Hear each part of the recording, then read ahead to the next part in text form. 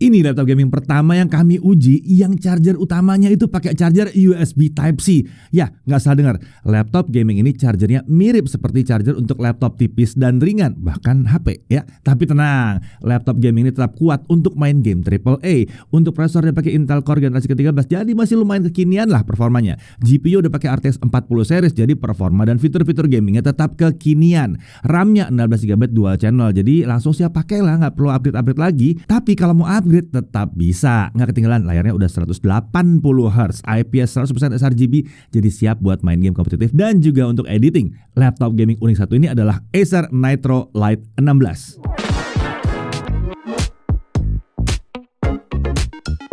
Ya, selain unik, laptop gaming terbaru dari Acer ternyata juga ringan ya bobotnya ya, dan harganya juga ya.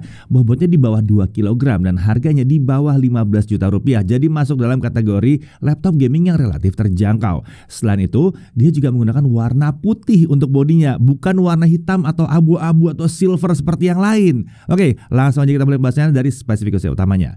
Untuk prosesor dia pakai Intel Core i5 13420H, fabrikasi Intel 7, base power 45 watt. Dia punya 8 core 12 thread yang terdiri dari 4 performance core dan 4 efficient core. Intel Smart Cache-nya 12MB. Integrated graphics-nya pakai Intel UHD Graphics dengan 48 execution unit. Tentunya yang satu ini sudah support Intel QuickSync dan kemampuan untuk decode video AV1. Untuk memori atau RAM-nya dia langsung 16GB DDR5 4800MHz dual channel. Laptop ini menggunakan konfigurasi RAM onboard 8GB dan RAM dalam slot SODIMM 8GB. Jadi kalau kapasitas masih kurang besar, yang di SODIMM-nya ini masih bisa kita upgrade. Nah, untuk storage 512GB SSD M.2 NVMe PCIe Gen 4x4. Untuk diskret GPU dia pakai Nvidia GeForce RTX 4050 laptop GPU dengan 6GB GDDR6. Nilai GPU maksimumnya adalah 55 watt, jadi masih sesuai dengan standar Nvidia. Sementara untuk AI TOPS-nya, GPU ini bisa mencapai 194 poin, yang tetap lebih kencang dibandingkan NPU paling kencang yang manapun saat ini ya. Tidak ketinggalan GPU ini juga sudah mendukung fitur tertentu dari DLSS 4. Untuk wireless connectivity dia menggunakan modul Realtek yang sudah support Wi-Fi 6 dan Bluetooth versi 5.2. Kapasitas baterainya ada di 53,99 Wh. Untuk OS tentunya dia pakai Windows 11. Untuk form factornya dia pakai clamshell dan materialnya adalah polikarbonat. Warnanya ini namanya adalah pearl white ya. Untuk desain Nitro Lite 16 ini sepertinya menggunakan sasis body Nitro V16. Jadi bentuk dan lekukan bodinya itu mirip banget. Lucunya penggunaan warna putih mutiara ini menurut kami malah membuat laptop gaming ini jadi pusat perhatian saat digunakan di tempat yang rame. Misalnya mau dipakai di cafe gitu ya. Pasti diperhatikan nih karena warnanya nih ya. Desainnya itu sudah terlihat minimalis dan ornamen gamingnya juga tidak terlalu mencolok. Secara keseluruhan penampilannya terasa unik dan kekinian. Untuk dimensinya panjang 36,2 cm, lebar 24,8 cm dan ketebalan di 2,29 cm dan bobotnya, nah ini menarik nih, laptopnya aja cuma 1,88 kg. Lumayan jauh di bawah 2 kg ya. Jarang sebuah laptop gaming 16 inci dengan ukuran bodi sebesar ini bobotnya itu di bawah 1,9 kg. Untuk charger cuma 295 gram. Ini adalah charger 100 watt dengan konektor USB Type-C. Penggunaan charger seperti ini sebenarnya menguntungkan ya, karena kita bisa dengan mudah menggantinya dengan gun charger 100 watt yang memiliki ukuran lebih kecil dan bobot lebih ringan kalau dibutuhkan. Kita bahkan bisa pakai charger brand lain ya, nggak perlu pakai charger dari Acer sendiri. Bisa kan dari brand-brand yang spesialis charger yang bikin charger kecil-kecil gitu? Bisa dicari marketplace juga. Nah, total bobotnya kalau dibawa dengan charger bawaannya itu juga baru 2,18 kg. Ini biasanya untuk laptop gaming aja 2,18 itu udah ringan. Ini laptop plus chargernya. Oke, untuk display ini adalah layar berukuran 16 inci besar ya jadinya ya. Resolusinya 1920x1200 pixel. Jadi aspek rasionya 16:10. Refresh rate-nya 180Hz dengan response time di 3 millisecond. Ini adalah panel IPS. Menurut Acer, layar ini punya color gamut 100% sRGB. Kalau kami ukur dengan alat kami, kita lihat bahwa tingkat kecerahan maksimum ada di 438 nits dalam ruangan ya. Dan ini udah termasuk terang sekali untuk layar laptop gaming kelas mainstream. Biasanya itu kecerahan tuh cuma sekitar 300 nits doang. Ini lumayan jauh di atas. Harusnya nih ya, layar seperti ini udah cocok untuk masuk di seri Predator yang lebih high end ya. Untuk gamut coverage di 98,8% sRGB dengan gamut Full HD 119,2% sRGB. Hasil seperti itu menandakan bahwa layar laptop ini lumayan cocok digunakan untuk editing yang membutuhkan akurasi warna yang baik. Mau dipakai buat game atau streaming film tentunya juga sudah mantap. Layar ini juga sudah memiliki fitur Acer Comfy View. Jadi permukaan layarnya itu minim dari pantulan-pantulan bayangan yang bisa mengganggu nyamanan pemakaian. Bingkainya juga sudah menggunakan desain yang cukup tipis untuk sisi kanan dan kirinya. Uniknya, saat kita membuka layar dengan sudut tertentu, sisi belakang bodi bagian keyboard itu akan ikutan mengangkat. Ini membuat sirkulasi udara yang masuk dari bagian bawah itu menjadi lebih lancar dan meningkatkan kenyamanan juga saat kita sedang mengetik. Desain seperti ini juga membuat bingkai layar bagian bawah yang sebenarnya tebal jadi terlihat lebih ramping aja. Oke, sekarang kita masuk ke kamera dan mikrofonnya. Laptop ini dilengkapi dengan kamera 1080p 30fps, bukan 720p ya. Untuk mode mikrofonnya ada dua ditempatkan di sisi kanan dan kiri kamera. Nah, kemampuan kamera dan mikrofonnya kurang lebih seperti ini. Ya, jadi seperti inilah kualitas kamera dan mikrofon Acer Nitro Lite 16. Terlihat ada banyak jagis ya, dan juga artefak kompresi pada gambar yang ditangkap kamera. Walaupun begitu, kualitasnya masih cukup memadai untuk sekedar video call atau online meeting. Untuk mikrofon, suara kami ternyata bisa ditangkap dengan jelas dan masih terasa natural. Oke, berikutnya kita coba apakah suara bising masih masuk ke mikrofon laptop Acer Nitro Lite 16 ini. Saat kami uji, ternyata suara bisingnya masih masuk ke mikrofon laptop Acer Nitro Lite 16 ini.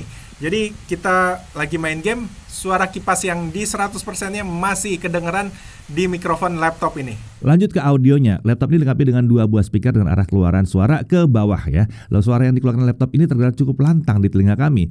Kualitas suara cukup oke di kelas harganya dengan bass yang masih memadai untuk mengisi sektor frekuensi rendah. Nah, untuk konektor di sebelah kiri kita lihat ada satu Thunderbolt 4 yang mendukung transfer data, power delivery, dan display output. Lalu ada satu HDMI 2.1 dan satu USB 3.2 Gen 1.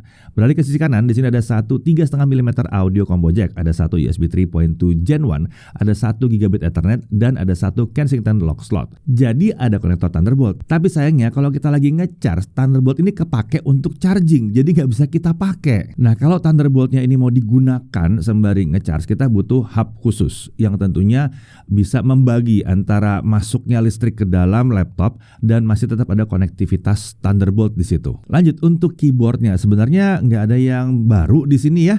Sepertinya Nitro Lite 16 ini menggunakan keyboard Nitro V15 jika kita lihat dari tata letak dan bentuk tombolnya. Kalau ada perbedaan itu hanya pada warna tombol keyboardnya yang dibuat mirip dengan warna body, kecuali untuk tombol WASD yang pakai warna biru muda. Untuk tombol numpad itu ada di sini ya dengan desain yang lebih ringkas dengan 3 kolom aja. Tapi sayangnya tombol anak panah atas dan bawah ini ukuran cuma separuh dari tombol lainnya, jadi terasa kecil untuk yang jarinya besar.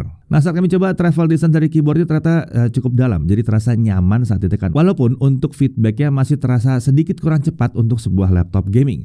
Nah, untuk lampu backlit warnanya ternyata juga dibuat sama seperti tombolnya, yaitu putih. Ini bukan pakai yang RGB, jadi kelihatan lebih low profile, lebih elegan aja. Nah, untuk tingkat cerahnya itu ada 2 yang dapat diubah dengan menekan tombol function plus F11. Untuk touchpad areanya itu ukurannya 12,6 x 8,3 cm. Touchpad ini memanjang dari tombol spacebar hingga tombol copilot. Saat kami gunakan itu hanya akan ada sedikit bagian telapak tangan kanan yang masuk ke area touchpad saat kita mengetik. Jadi tidak terlalu mengganggu nyamanan lah. Pergerakan jari kami dan permukaan touchpad juga masih lancar meskipun tidak menggunakan bahan kaca di sini. Oke, untuk cooling systemnya, desain sistem pendingin Nitro Lite 16 ini mengingatkan kami pada desain sistem pendingin Nitro keluaran beberapa tahun lalu yang menggunakan 2 kipas bersebelahan. Untuk jumlah heat pipe-nya ada 2 dengan 1 lubang pembuangan udara ke arah belakang menuju permukaan layar. Tapi tenang, layarnya bukan layar OLED kan, jadi ya aman lah. Nah, kita masuk ke aspek performanya. Langsung aja kita coba Cinebench R23. Di stability test selama 30 menit, skor tertinggi yang dicapai adalah 9.065 poin. Sementara skor yang dapat dipertahankan adalah 7.800 sampai 7.900 poin. Untuk suhu kerja pada saat menjalankan Cinebench R23 stability test selama setengah jam, suhu prosesor itu sempat naik hingga 100 derajat Celcius di awal pengujian sebelum akhirnya turun ke kisaran 70-an derajat Celcius. Tapi suhu tinggi ini yang di awal tadi kan bisa dikendalikan, dan ini harusnya terjadi pada software-software yang memang spesifik banget hanya menyerbu prosesor saja. Software-software modern, aplikasi modern biasanya tidak seperti itu. Mari kita lihat kalau kita pakai Blender 4.3.2 seperti apa. Kita pakai barbershop scene yang berat banget ini. CPU rendering selesai dalam waktu 57 menit 59 detik. Sementara untuk GPU rendering pakai CUDA ini hanya selesai dalam waktu 4 menit 1 detik saja. Kencang banget. Nah, suhu kerjanya pada saat GPU rendering dengan CUDA, suhu rata-rata prosesor dan GPU tambahannya itu dapat dikendalikan sepenuhnya di bawah 70 derajat derajat Celcius. Tuh kan software 3D animasi aja aman di sini sebetulnya ya. Lanjut Adobe Premiere Pro 2025. Untuk video 4K 60 2 menit 7 detik dengan software Onyx selesai dalam waktu 10 menit 21 detik. Kalau kita pakai CUDA selesai dalam waktu 2 menit 28 detik. Udah lumayan kencang. Kalau videonya Full HD 60 fps durasinya sama dengan software Onyx selesai dalam waktu 2 menit 18 detik. Kalau pakai CUDA terbang 43 detik saja ya. Nah, untuk suhu kerja yang bisa melakukan 4K video export dengan CUDA, lagi-lagi terlihat sistem ringan laptop ini mampu mengendalikan suhu prosesor dan GPU tambahannya itu di bawah 70 derajat Celcius. Oke, sekarang kita pakai DaVinci Resolve 19.1, aplikasi video editing yang kelas profesional tapi ini versi gratis. Untuk video 4K 60 2 menit 7 detik juga. Selesai dalam waktu 4 menit 13 detik untuk exportingnya ya. Lalu untuk video Full HD 60 fps 2 menit 7 detik selesai dalam waktu 1 menit 3 detik saja. Kencang banget. Nah, untuk suhu kerjanya bersama melakukan 4K video exporting di awal suhu prosesor sempat bergerak di rentang 68 sampai 92 derajat Celcius sebelum akhirnya bergerak turun di rentang 66 sampai 83 derajat Celcius. Sementara GPU tambahan tetap berada di bawah 70 derajat Celcius. Jadi lagi-lagi aman di sini. Oke, kita lihat kalau untuk pakai CapCut bagaimana. Kalau video 4K 60 2 menit 7 detik selesai dalam waktu 1 menit 7 detik. Kenceng. Lalu untuk video Full HD 60 fps 2 menit 7 detik selesai dalam waktu 27 detik saja. Nah, untuk suhu kerjanya pas melakukan 4K video exporting, suhu rata-rata prosesor terlihat berada di bawah 80 derajat Celcius.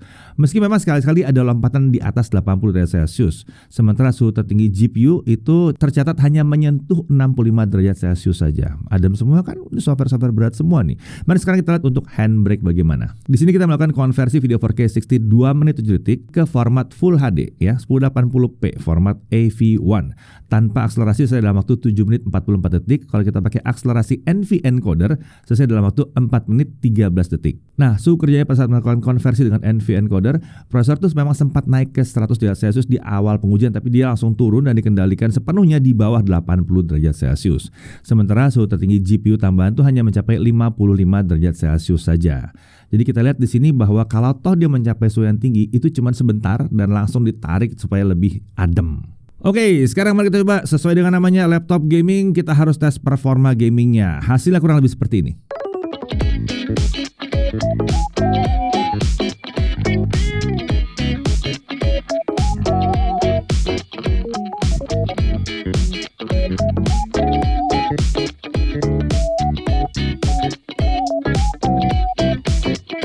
Nah, untuk suhu kerjanya selama setengah jam memainkan Assassin's Creed Mirage ya, suhu rata-rata prosesor terlihat terkendali aman di bawah 75 derajat Celcius. Sementara untuk GPU-nya itu aman di bawah 70 derajat Celcius. Untuk suhu permukaan body kita lihat, untuk keyboard area paling panas kita temukan di area tombol N. Suhunya sekitar 46 sampai 47 derajat Celcius. Tapi sayangnya untuk tombol WASD suhunya ternyata tembus sedikit di atas 40 derajat Celcius. Harapan kami sini bisa terjaga di bawah 40 derajat Celcius ya, supaya jari itu nyaman terus di situ. Untungnya untuk palm rest suhu itu ada di bawah 35 derajat Celcius. Oke, sekarang mari kita lihat kecepatan SSD-nya. Dengan kristal Disma kita dapatkan bahwa kecepatan bacanya ada di 4763 MB per second dan tulis di 2573 MB per second. Ini sebenarnya udah tergolong kenceng ya SSD-nya, hanya saja untuk kecepatan tulisnya kita sebetulnya berharap dia bisa lebih tinggi lagi. Ya di 3000-an lah ya harusnya. Tapi ya udah kencang juga sih. Oke, lanjut untuk daya tahan baterainya. Kita setting beratas di 150 nits dengan volume suara di 25% dan layarnya kita taruh di Full HD 180 Hz. Untuk 1080p local video playback, baterai habis setelah 11 jam 3 menit. Ini untuk prosesornya ya, ini tergolong irit sekali ya untuk prosesornya yang digunakan ini. Kan ini masih Intel Gen 13, ini bukan yang Core Ultra. Oke, lanjut untuk chargingnya. 30 menit pertama terisi di 37%, sementara dari kosong sampai penuh butuh waktu 1 jam 53 menit. Patokan kami normalnya adalah 2 jam, jadi ini sudah sedikit lebih baik daripada harapan kami. Oke, untuk harga, laptop yang satu ini dijual di harga 14.699.000. Selain yang satu ini tersedia juga versi Intel Core i7 13620H dengan RTX 2050 yang harganya adalah 12.999.000. Untuk bonus pembelian kita mendapatkan Microsoft Office Home 2024 yang aktif selamanya, nggak perlu bayar-bayar lagi. Lalu masih ada juga langganan Microsoft 365 selama 1 tahun. Serta kita juga dapat garansi 3 tahun yang sudah termasuk 3 tahun service, 2 tahun spare part, dan 1 tahun AADP atau Acer Accidental Damage Protection. Nah, AADP ini akan memberikan jaminan perlindungan untuk kerusakan diakibatkan kelalaian pengguna. Yang satu ini bisa digunakan 1 kali di dalam tahun pertama pembelian. Oke, kita masuk ke hal yang perlu diperhatikan. Pertama, konektor Thunderbolt-nya nggak bisa digunakan ya secara langsung saat charger kita pakai ya. Lalu untuk kecepatan tulis SSD-nya harapan kami bisa sedikit lebih tinggi lagi. Lalu kemudian warna putih pada bodi ini keren. Tapi memang ada kemungkinan dia bisa berubah atau jadi cepat kotor kalau tidak dirawat dengan baik. Dari sisi menariknya, malah kita lihat tadi warna putihnya yang menarik ya. Jadi bodi berwarna putih ini terlihat unik sekali ya jadinya ya. Nggak terlalu terlihat seperti laptop gaming, lebih kayak laptop high performance untuk kreator gitu ya kalau warna putih begitu. Oke, lalu bobotnya di bawah 1,9 kg, tergolong ringan untuk sebuah laptop gaming 16 inci. Lalu udah punya RTX 4050 pula di sini. Suhu kerja juga aman, masih aman di sini, cuma ada spike-spike tipis doang. RAM-nya juga di sini langsung 16 GB dual channel dan masih ada yang pakai SODIMM, jadi bisa di-upgrade. Untuk layarnya ini istimewa untuk kelas harganya. Lalu baterainya ini irit banget untuk spesifikasinya. Charging juga masih di bawah 2 jam. Kemudian udah pakai charger USB Type-C, konektor juga lengkap dan ada Thunderbolt juga. Lalu ada garansi kelalaian pengguna di sini. Ada bonus Microsoft Office yang aktif selamanya. Nah, jadi pertanyaannya, Acer Nitro Lite 16 ini cocoknya buat siapa sebenarnya? Yang satu ini harusnya cocok untuk gamer yang pengen laptop gaming kencang, siap pakai, bisa di-upgrade tapi harganya nggak mahal-mahal amat. Apalagi udah pakai RTX 4050, jadi fitur gamingnya udah kekinian. Atau buat pelajar atau mahasiswa yang butuh laptop high performance buat aktivitas belajar di sekolah juga harusnya cocok. Apalagi harganya masih relatif terjangkau dan masih punya ADP pula di sini ya. Kemudian yang mau nyari laptop terjangkau ya, kreator lah atau ya semua video editing gitu ya, ini pastinya juga cocok karena layarnya udah 100% sRGB dan RTX 4050-nya udah bisa handle video-video AV1. Penampilannya juga akan cocok, nggak kelihatan seperti ngedit pakai laptop gaming karena putih begini ya. Nah, lalu kemudian dipakai untuk kerja di kantor harusnya juga bisa, asalkan pekerjaan kita cocok dengan spek laptopnya. Mau dipakai codingnya bisa juga sih ya, asal aplikasinya memang cocok dengan spek yang satu ini ya. Ini sangat layak masuk dalam daftar pilihan kita untuk laptop high performance siap pakai yang harganya terjangkau dan penampilannya beda banget. Saya Dirvan, Jakarta TV.